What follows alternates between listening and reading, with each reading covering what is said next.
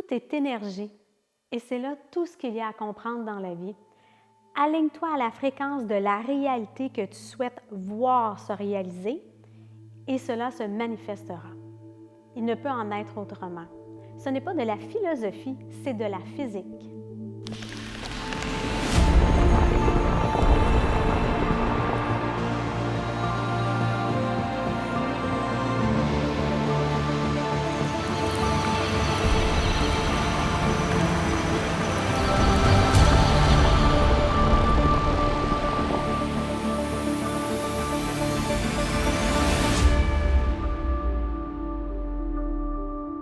Je suis Nathalie Jacques et je vous présente la 4e capsule de Toc Toc Toc présentée par les éditions Viscérales.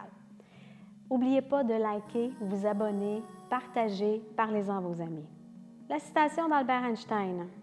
En d'autres mots, ce que Einstein nous dit, c'est que tout est possible, tout est accessible. Il n'y a pas de limite à ce qu'on peut créer, réaliser, manifester dans sa vie. Ce qu'il dit aussi, c'est qu'il faut retenir, il parle de vibration, il parle de fréquence. Pour qu'on puisse réaliser ce qu'on veut, c'est un peu comme un signal radio. Par exemple, il y a un émetteur, fait que la station de radio va nous diffuser de la musique avec une certaine fréquence, un signal. Pour qu'on puisse être en mesure d'écouter la musique et de la recevoir, au niveau récepteur, on doit s'aligner à la fréquence et tout, à ce moment-là, la musique va rentrer. C'est exactement le même principe pour le corps humain. C'est une question de vibration, c'est une question de fréquence. C'est ce que Albert Einstein nous dit. Il nous dit aussi que tout est énergie. C'est difficile à comprendre parce que dans le matériel, on voit qu'il y a des densités, on est capable de toucher des éléments durs et tout, mais il a été prouvé que du plus petit dans le quantum au plus gros, tout est composé d'énergie. Ce n'est qu'une question de densité. Maintenant, allons-y avec ma définition de l'énergie universelle. Depuis des années que je cohabite avec elle, que je l'utilise, que je la manipule et que j'interagis avec elle, ma compréhension, c'est que c'est un océan. Donc, l'énergie est un océan dans lequel tout baigne. Tout, les humains, les animaux, les biens, les idées, les événements, tout baigne et tout est interconnecté. Et chaque élément a une fréquence. Donc, c'est notre capacité au niveau de l'humain à vibrer à la même fréquence de ce qu'on souhaite connecter ou communiquer ou même attirer à soi comme une réalité, comme un désir, comme on le souhaite. Ce que Albert Einstein nous disait aussi, c'est que tout a une conscience. Du plus petit au plus gros, encore là, tout a une conscience, donc tout est connecté et c'est pour ça que les éléments vibrent, c'est pour ça que les éléments ont une fréquence et qu'on est capable de s'aligner à ça. Un autre élément que je voulais vous partager, c'est la définition d'énergie universelle ou encore d'énergie vitale qu'on connaît partout dans le monde. Parce qu'on n'est pas rendu, on a dépassé le stade de se demander est-ce que ça existe vraiment? Est-ce que l'énergie universelle existe vraiment? On le sait que comme l'air, on n'est pas capable de toucher nécessairement l'énergie universelle, que c'est dans l'invisible, que ça n'existe pas. Depuis toujours, un peu partout dans le monde, les pays ont identifié ça. On connaît ces noms-là. On connaît le chi, on connaît le prana, on connaît l'énergie holique, on connaît, il y en a qui vont appeler ça l'énergie vitale, l'énergie universelle. Il y a beaucoup de mots utilisés partout dans le monde et surtout, je dirais, ce qui est très connu, c'est au niveau de l'Inde et au niveau de la Chine, qui sont les centres énergétiques dans le corps, qui sont utilisés. Au niveau de l'Inde, par exemple, ça va être les chakras. On va travailler avec ça. Au niveau de la médecine chinoise, ça va être plutôt les méridiens. Donc, ce sont des centres énergétiques qui sont connus à l'intérieur du corps et qui connectent avec ce qui est à l'extérieur du corps. J'aimerais ça vous parler de l'énergie universelle et les références que depuis toujours l'humanité fait avec tout ce qui est spirituel ou encore tout ce qui est religieux. Depuis longtemps, comme on ne trouve pas d'explication à beaucoup de choses qui se passent, des choses inexpliquées, des choses surprenantes, surnaturelles, par défaut, quand on n'avait pas de réponse scientifique, on allait vers tout ce qui est spirituel encore, tout ce qui est religieux. Aujourd'hui, on a compris qu'il y a des raisons à ça. On est dans la physique quantique. Donc, on a trouvé des réponses. Aussi, ce que je voulais amener comme point, c'est que depuis 20 ans environ, les avancées technologiques ont été très importantes au niveau de tout ce qui est matériel qui servent à percevoir l'énergie, être capable de capter sa densité, le fonctionnement, les usages, les utilités et tout ça. Et on on est rendu avec au moins 20 ans d'historique. D'ailleurs, les Américains et les Russes avaient compris qu'il y avait quelque chose à faire avec ça, parce que plus on apprend à manipuler l'énergie, à interagir avec l'énergie, plus on est en mesure, en tant qu'humain, de développer des pouvoirs surnaturels ou des habiletés psychiques. On peut l'appeler comme ça aussi. D'ailleurs, les Américains ont eu un projet longtemps qui fut appelé Stargate, qui est un projet qui a commencé dans les années 70 jusqu'à 95 et qui, par la suite, a été repris par la CIA. Ça a été arrêté, mais grosso modo, c'est des programmes qui permettaient de développer la voyance à distance, le remote viewing.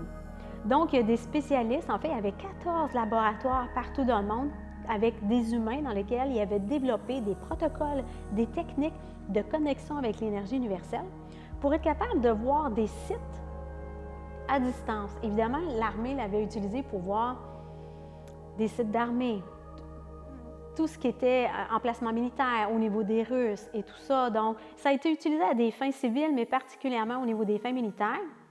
Et les Américains l'ont fait parce qu'ils ont copié les Russes, qui avaient un programme et un gros budget. Ils avaient découvert ça. C'était dans le cadre de l'espionnage des années 60-70. Tout ça pour dire que l'Institut Monroe a été l'instigateur de tout ça. Donc, ils ont eu des professionnels, des scientifiques qui ont été prêtés pour travailler les protocoles comme tel. Donc, c'est connu, c'est de plus en plus documenté. D'ailleurs, vous allez trouver un contenu intéressant, mais tellement varié aussi sur la chaîne Gaïa. Cette chaîne-là recoupe l'ensemble, à ma compréhension, de toutes les études qui ont été faites, scientifiques, on s'entend, sur à peu près tous les pouvoirs surnaturels, tous les parcours particuliers, tout ce qui touche aussi les extraterrestres ainsi que la communication. Bref, il y a un contenu varié qui touche ces éléments-là et c'est toujours issu vraiment d'études scientifiques qui ont vraiment un historique intéressant. Il y a aussi la chaîne Mind Valley qui de plus en plus ajoute des exemples d'humains qui ont réussi à développer certaines habiletés ou certains pouvoirs aujourd'hui dans le quotidien, dans le 3D. Ce qui m'amène à vous parler de la connexion.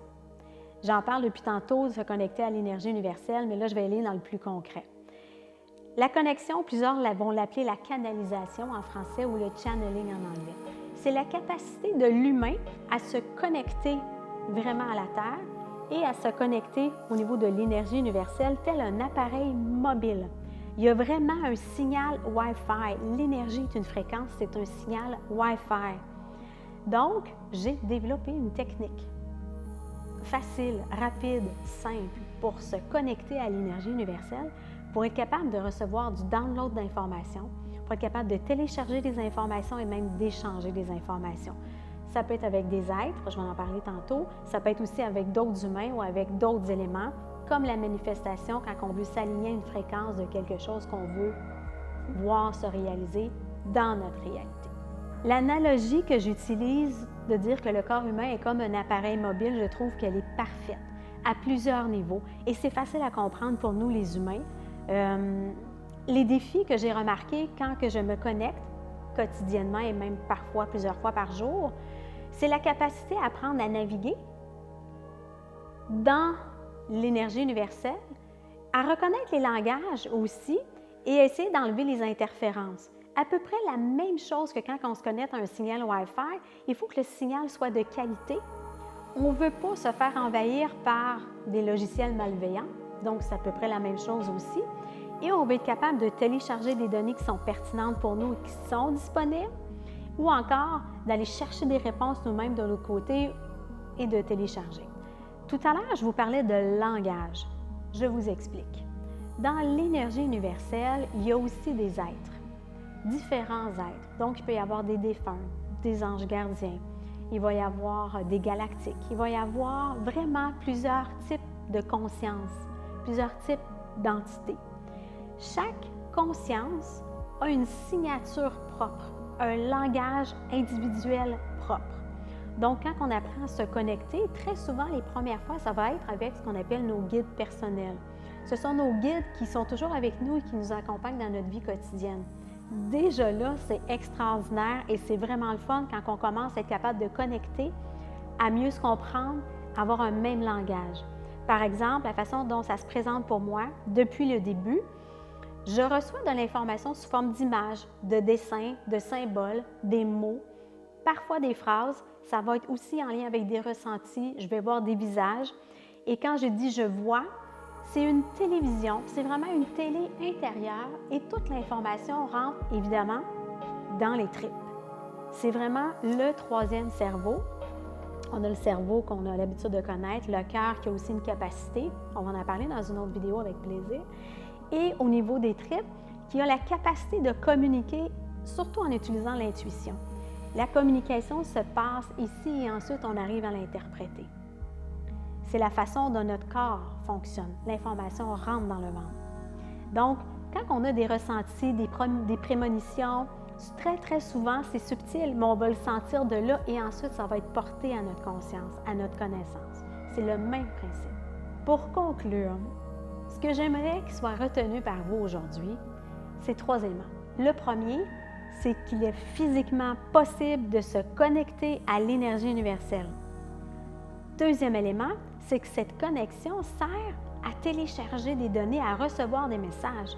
Donc, le toc-toc-toc, ce sont nos guides qui disent « Hey, connecte-toi, on a des messages pour toi qui sont pertinents et bénéfiques. » Troisième élément que je vise à partager et que j'aimerais que vous reteniez aujourd'hui, c'est que ces connexions-là ouvrent la voie, ouvrent la porte, évidemment, au développement de d'autres aptitudes, de pouvoirs surnaturels. Et plus vous allez être ouvert à accepter cette réalité-là, plus vos guides vont vous amener dans des options, dans des voies, dans des possibilités. Et c'est extraordinaire parce que ces possibilités-là vont vous amener plus d'abondance, plus de facilité dans votre vie quotidienne, des guidances, beaucoup moins d'incertitudes aussi, beaucoup moins de confusion. Ça va devenir plus clair et vous allez être accompagné, vous allez vous sentir guidé. Donc, où j'en suis moi aujourd'hui, je suis rendue non seulement à me connecter, bien entendu, et je suis encore plus loin au niveau du développement des pouvoirs surnaturels. Et oui, je suis rendue à établir des protocoles, mes propres protocoles de ces pouvoirs-là parce que je les pratique et je les pratique dans la vie quotidienne. Donc, très bientôt, je vais être capable de partager ça sous forme d'un livre, sous forme de formation, de coaching, des formules faciles, des formules rapides pour que l'humain moyen puisse dire « Hey, c'est accessible, je suis capable de faire ça » et que je puisse être en mesure d'accompagner et de coacher. Parce que l'extraordinaire est dans l'énergie universelle. Et pourquoi je fais tout ça, dans le fond, c'est que ça fait partie de ma mission de vie. J'ai compris quelle était ma mission de vie, c'était de me connecter, d'apprendre à manipuler, à explorer, à expérimenter et tout ça et d'être capable de rendre ça accessible aux gens, de vulgariser. C'est mon but, c'est ma mission de vie et ça m'enchante. Donc, je vous invite à vous abonner à la chaîne, à continuer à me suivre, à vous abonner au blog, à me suivre sur les médias sociaux. Je suis Nathalie Jacques, éditrice, auteure et exploratrice de l'énergie universelle pour les éditions Viscérales.